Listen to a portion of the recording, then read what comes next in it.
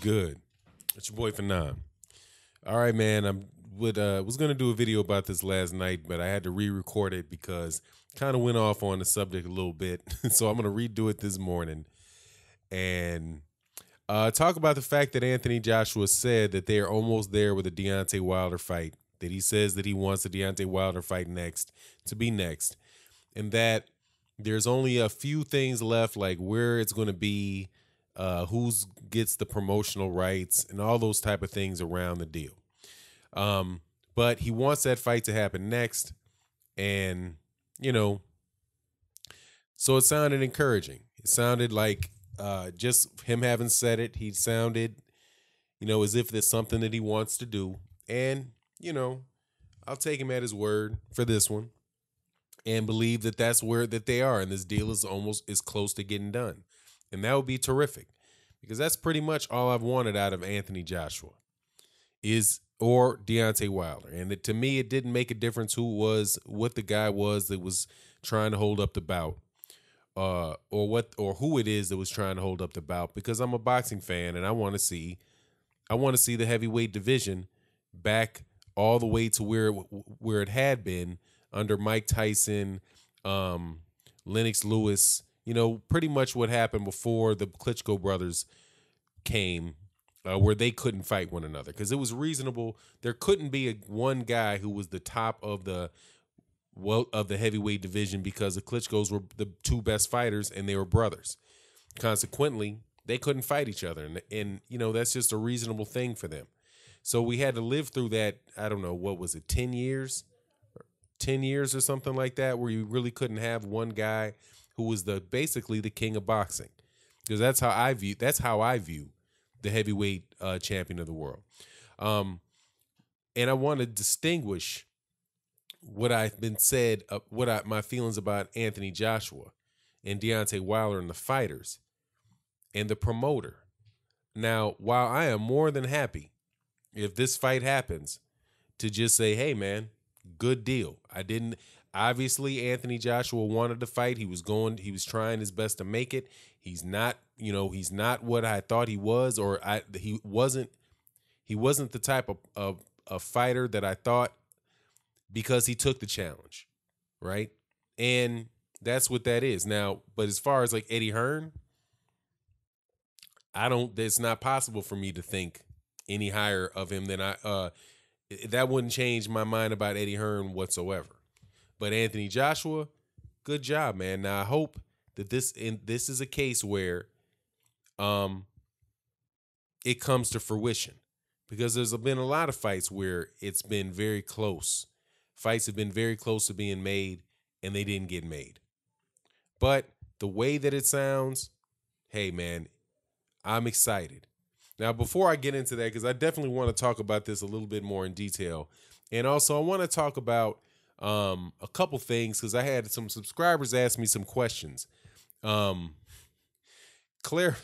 I want to clarify my viewpoint on a couple things related to some questions that I got from some subscribers. Before I do that, man, tonight I'm definitely going to be doing live stream today. I'm more than likely going to be doing a live stream with Beverly Rose, a regular commentator on in the YouTube boxing universe, one of my favorite subscribers, and participates in a live stream. There's a cause that we're going to be support that she's going to be talking about, so I would definitely hope that you guys would keep your ear out for that. And because it's just a very worthy type of situation, worthy cause. And as you know, this channel is that's what the purpose of the channel is. We support young athletes, and so I hope that you would attend the live stream. The live stream, we're clearly going to be talking about Lomachenko and Linares today. Devin Haney had a great fight last night, man. Devin Haney looked like a beast last night, and so we'll be talking about that. But the best way to know about it is to subscribe and hit the bell icon, and that way you can know when it takes place, because I don't always do it on a regularly scheduled basis. So let me get into this with Deontay Wilder, and I want to clarify my view on this situation. I very rarely have issues with fighters. I'm a fan of boxing. I'm not I like watching individual fighters fight, and there have been times in my life that I've been really, really attached to a fighter. People that are familiar with this channel know that Muhammad Ali is the prime example and pretty much the only example of that, where it is a fighter that I just, in my eye, can do no wrong. And I'm really not trying to hear too many arguments about him. That's because when I was a child, that's who the man was. And I've followed him, I've studied him. That's my guy. Aside from him, every other fighter that's come around, I appreciate that I've enjoyed. I enjoy what they do in the ring. And I've always separated what they do from the ring, in the ring, from what they do outside the ring.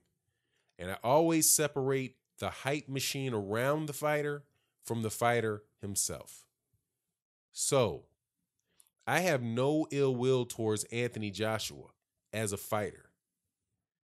The only time that I said anything where I felt I felt like I was going to clown him is when he said things himself that I found distasteful. Like, he's not going to let Deontay Wilder into the ring with him. He's not into the hype. I didn't like that. I didn't like when he said that, okay, man, if you keep bumping your lips, I'm going to freeze you out. I thought that was way over the top and unacceptable. And then when he said that he would take $50 million and he would sign tomorrow, and they showed him the money and he didn't accept the fight. Those are the only issues that I've ever had with Anthony Joshua. That's it. Now I'll clown him. I'll have fun with it. But those are my issues with Anthony Joshua. It's no more complicated than that. Despite what my subscribers said was mentioned about me, I think Anthony Joshua is good for the sport of boxing because he is a heavyweight champion. He is a part of what could be a great series of heavyweight fights.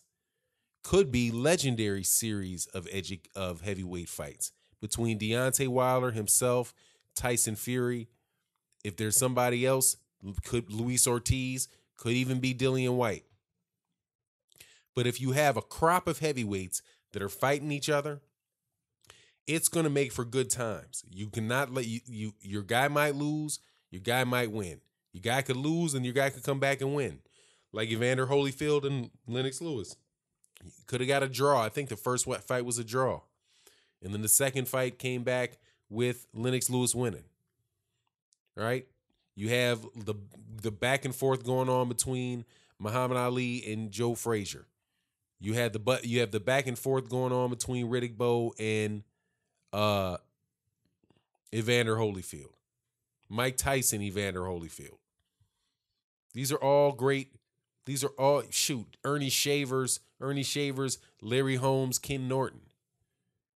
This is when boxing, and as we talk about these streaming, the streaming and the networks and the promotional deals and all that being what's good for boxing and what is somehow a network deal is going to save boxing because now I get to watch it on a streaming app instead of watching it on Showtime or watching on HBO.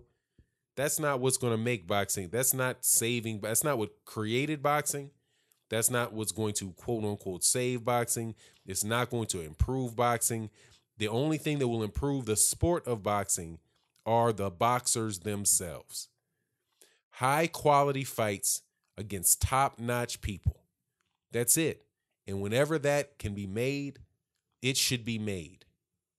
And that's what I believe about Anthony Joshua and Deontay Wilder. Between Dillian White and Luis Ortiz.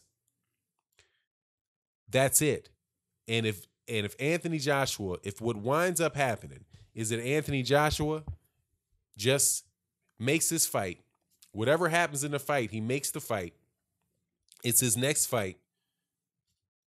And we get to see it, and we get to shift from talking about whether or not the fight is going to be made to the fight is made and who's going to win, then all the stuff that Anthony Joshua and all that Anthony Joshua said, Deontay Wilder said before that, all that gets moved out of the current news category into the pre-fight hype category. Oh, that was just stuff. And in retrospect, that's a word, right? In retrospect, right? Looking back on it now, I think a little bit differently than I thought when I heard it. Now, for people that think that their opinion is more than just their opinion, that's hard to conceive. That you can look back and from the future into something from the present into the past, look at somehow somebody behaved and say, you know what? In retrospect, that's not such a big deal. We can just kind of categorize that as pre-fight hype. Hey, man, the fight got made. So, water under the bridge. No harm, no foul, right? No harm, no foul. And you can move on from that. And that's the take that I would have on Anthony Joshua. If the fight gets made and he win, lose, or draw, Anthony Joshua got in with Deontay Wilder. That's what I wanted to see. That's what the fans called for. Then, hey, man, whatever happens, happens. And you can live with it. That's my honest belief about boxing. Now, my criticism of Eddie Hearn is completely different because the middlemen in boxing, I believe, are the problem in boxing, not the solution. Adding more middlemen does not shorten the distance between you and the fights that you want to see. It lengthens them. It lengthens the distance. More platforms make it harder for fights to happen because with every platform comes an extra middleman. There's no way around that. Unless the Zone comes in, for example, or ESPN comes in and says, the Zone is willing to work with ESPN, and ESPN and HBO and Showtime and Sky and Box Nation. If you splinter all of the best fighters, if you just spread them out evenly amongst those 1, 2, 3, 4, 5, 6 platforms, you're going to have 6 more people to deal with. 6 more levels of middleman that have to happen for a series of fights to take place. If Gerald Miller is fighting has a contract with HBO, and Deontay Wilder has one with Showtime, and Joshua, I know Joshua right now can fight on Showtime. I think that he doesn't have a network distribution deal, but whatever, just for the sake of the argument, just say he's exclusively Sky. And then you have somebody else. Tyson Fury is exclusively Box Nation. He has those 4 heavyweights, or those 3 heavyweights, 4 heavyweights have all those distinct agreements, exclusive agreements. That means if you want to see who the best of those at one point in time, each one of those networks have to talk to at least one more of those networks to make that fight happen.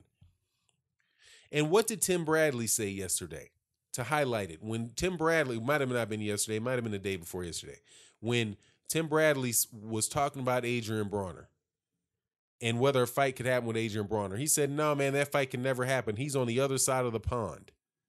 He's over there. He's over there with the PBC. I'm over here with Top Rank.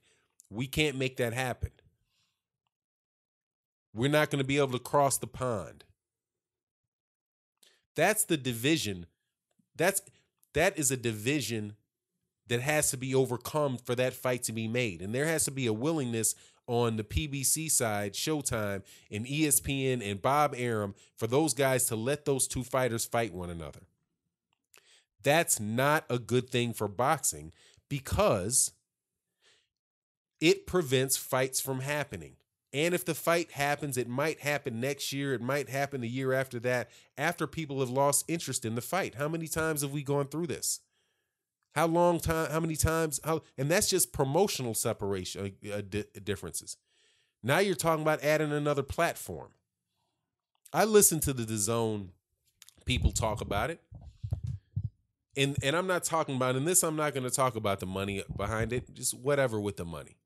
Honestly, I was just saying the dude was exaggerating because it was $1 billion and it's a 4-year deal, but it's 4 years and 4 option years. And like I said, that for me, and that's my strict definition of it, the only part of that contract that's real is the 4 years, not the 8 years. It's the 4 years. The zone can walk away. But that aside, just listen. I listened to what they said, and they said that they want to put on 16 high-level fights a year, high-level fight cards a year on the zone for American fight fans. How? How can you do that unless you have all of the fighters that are on HBO right now on DAZN? How can you do that? It's hard to get 16 top-notch, high-quality fights between HBO and Showtime a year. It's hard. So what if you divide it, you take the same fighters, and instead of them being on 3 platforms, they're now on 4? Somehow, that platform is going to be able to supply 16 of them? Where are they going to come from? Because let's be real, I'm not going to get rid of HBO, even if HBO didn't get into boxing, because HBO offers more than boxing. HBO offers movies that I want to see, series, television series that I want to see, Game of Thrones, Veep, all those type of things are on HBO. We watch, and unless DAZN or ESPN is going to start televising those, and if they do, okay, cool. If they don't, then they need to get all of the fighters off of Showtime.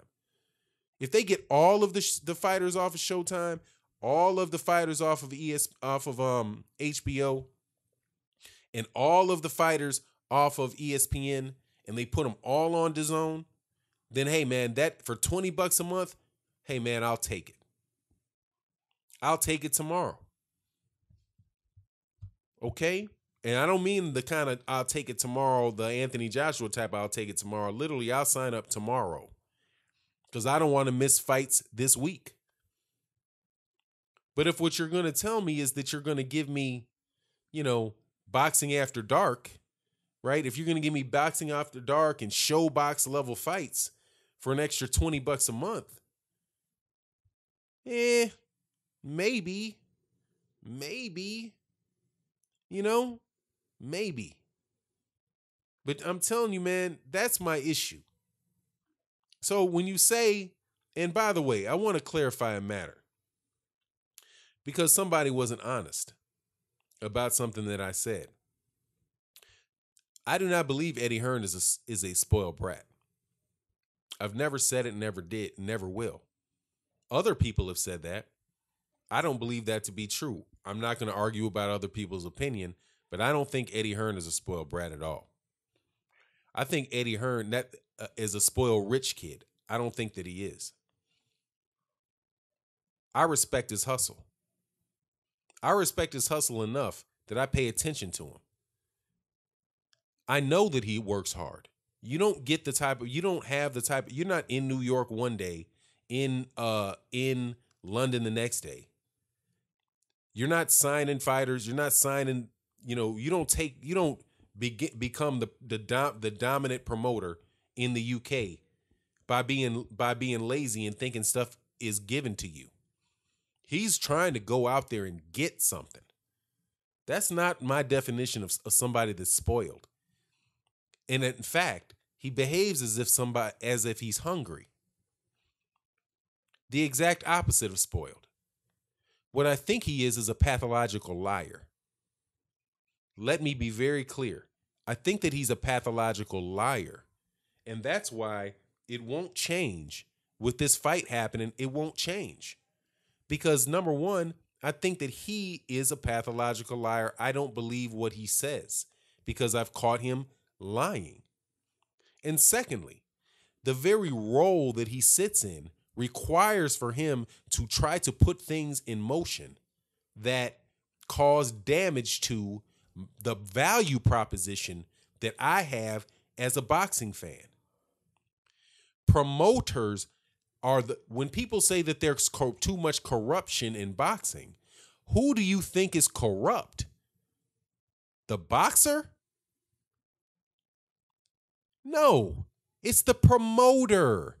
It's the distributor. It's the people who get paid by the promoter, the sanctioning bodies, the people that are putting all the other people in the show, the judges, right? The refs. Who picks the judges?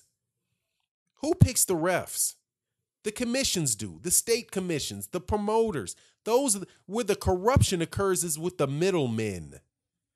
And then sometimes corruption will occur with the boxers when they have loaded gloves or they have steroids or something like that.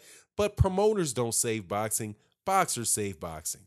And that's my viewpoint on Eddie Hearn. And I make the videos about Eddie Hearn not because, he's a rival promoter of Deontay Wilder. And if he would just represent Deontay Wilder, I would love him. I'm a Manny Pacquiao fan. I can't stand Bob Arum. I was a Floyd Mayweather Jr. fan for years and years and years. Years under Bob Arum. I don't like Bob Arum. I'm a Canelo Alvarez fan. Don't like Oscar De La Hoya. I'm an Andre Ward fan for sure. Didn't really think too much about Goosen or Rock Nation. Rock Nation screwed over Demetrius Andrade. So, you take that and sit on it, man. People that say that nonsense, whatever. But anyway, I thought that I would, give that level of explanation to what I actually think. And I want to thank you to the subscribers that subscribe to the channel, that listen to what I have to say and take the time to understand my point of view. And if you agree, cool. If you don't, hey man, there'll be another video tomorrow. Check that one out. Maybe we'll agree. But it's just my opinion. And I'm not going to call my opinion down the line. I'm going to share you my opinion. I am not a judge. I am not sitting in a courtroom where somebody's life is on the line. I'm a YouTube boxing fan. That's it. And as a fan, I can tell you what I think about boxing from a fan's point of view. Nobody's asking a Chicago Bull fan to call it down the middle when they're talking about the Golden State Warriors versus Chicago Bulls. They'll crush the Chicago Bulls. I'm a Chicago Bulls fan. That's what I think. They'll win.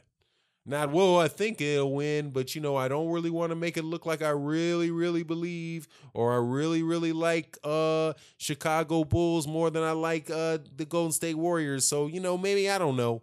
I don't know who will win that. No, man, I think the Golden State Warriors beat my Bulls. If they play 40 times, they're going to win 38 of them. That's what I think. I'm not going to try to make an argument on one side for why Golden State wins and then try to make an argument for why the Bulls win and then let somebody figure it out for themselves. That's called being indecisive and wishy-washy. I'm not indecisive. I'm not wishy-washy. I think what I think, and I'm going to tell you what I think. And you can take it or leave it, man. Or a young lady, whatever one. But it is what it is. And with that, I'm out. Peace.